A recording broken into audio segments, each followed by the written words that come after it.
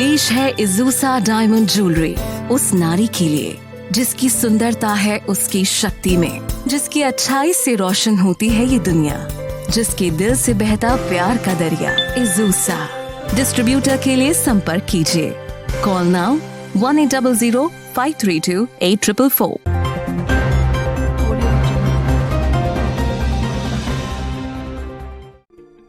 देश के कई हिस्सों में हो रहे किसानों के प्रदर्शन व उनके उत्पीड़न तथा प्रदेश में बढ़ रहे अपराध को लेकर सपा के पूर्व राज्य मंत्री राधेश्याम सिंह ने कुशीनगर जनपद के हाटा में पत्रकार वार्ता किया।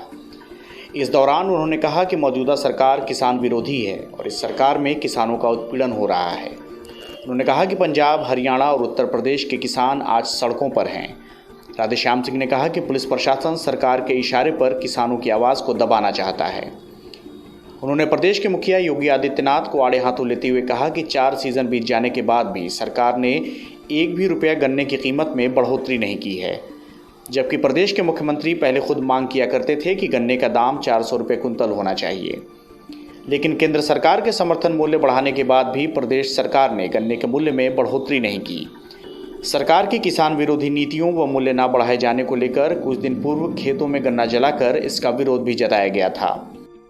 जो सरकारें किसानों के आंदोलन पर लाठियां चलवाती हैं, उन सरकारों का मियाज बहुत दिन तक नहीं रहता है। जब जब सरकारों ने किसानों के मांगों को दबाने का काम किया, किसानों पर गोली चलवाया, लाठी चलवाया, वो सरकार चली गई। और भारतीय जनता पार्टी के लिए कोई नई बात नहीं है लाठी चलवा देना, गोली चलवा देना। 1992 में पूर्वांचल की धरती रामकोला से आंदोलन हुआ था, उस समय भी भाजपा की सरकार थी और किसानों पर गोली चलाई गई, 2 किसान शहीद हुए। तो आज भी पंजाब और हरियाणा और पश्चिमी उत्तर प्रदेश और उत्तर प्रदेश का सभी किसान आंदोलित है। उन किसान आंदोलन का समर्थन करने के लिए हम कुशीनगर की धरती से 2 तारीख को एक बड़ा आंदोलन करेंगे। आज इस सरकार में पूरी तरह से किसान दुखी है, किसान लूटा जा रहा है। आज धान का किसान हो, गन्ना का बोने वाला किसान हो, पूरी तरह से बर्बादी के कगार पर है। किसानों का मोह भंग होता जा रहा है खेती के तरफ से, क्योंकि किसानों के गन्ने की कीमत नहीं मिल रही है। 2017 में बीजेपी की सरकार बनी और 2017, 18, 19, 19, 20, 21 का सीज़न चलने जा रहा है। 4 सीज़न में 1 रुपया भी गन्ने की कीमत नहीं बढ़ाई सरकार ने। उत्तर प्रदेश के मुख्यमंत्री योगी आदित्यनाथ जी स्वयं किसान हैं। अब मुख्यमंत्री होने के पहले बढ़िया जो उनका फार्म हाउस है वहाँ धान भी बोते थे और गन्ने की बुआई भी कराते थे, और वो मांग भी करते थे कि गन्ने का दाम 400 रुपया कुंटल होना चाहिए। जब समर्थन मूल्य 220 रुपया था 2016-17 में, तो समाजवादी पार्टी के राष्ट्रीय अध्यक्ष मुख्यमंत्री के रूप में माननीय अखिलेश यादव जी ने 325 रुपया गन्ने का दाम तय किया। आज समर्थन मूल्य केंद्र सरकार ने बढ़ा करके 285 रुपया कर दिया। ऐसे में गन्ने की कीमत उत्तर प्रदेश के मुख्यमंत्री को कम से कम 400 रुपया प्रति कुंतल देना चाहिए।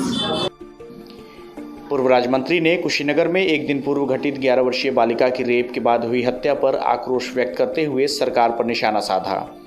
उन्होंने कहा कि उत्तर प्रदेश के कई जिलों में बच्चियों के साथ बलात्कार और हत्या की घटनाएं हुई हैं।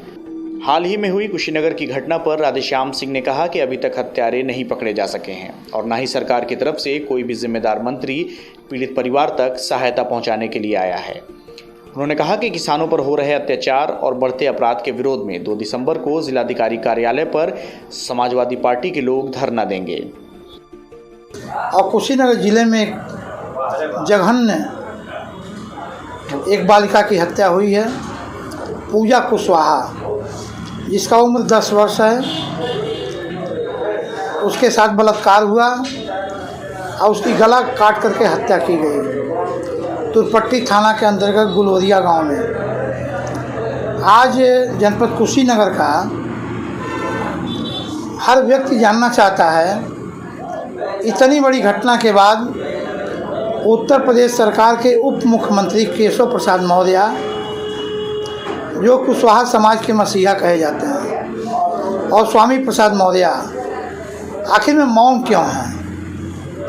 कुशीनगर के पूजा कुशवाहा के जघन्य हत्या के बाद न अभी तक हत्यारे पकड़े गए और न सरकार के तरफ से कोई सहायता दी गई। इसके भी विरोध में कल कुशीनगर के हम समाजवादी लोग, जागरूक लोग, हम लोग जिलाधिकारी के कार्यालय पर धरना देंगे। देखिए, बेटी बचाओ बेटी पढ़ाओ, बेटी ये लोग बचा भी नहीं पा रहे हैं और पढ़ाने के लिए जब समाजवादी सरकार 30,000 रुपया कन्या विद्याधन दे रही थी, हम लोग लैपटॉप कंप्यूटर दे रहे थे, इस सरकार ने बंद कर दिया।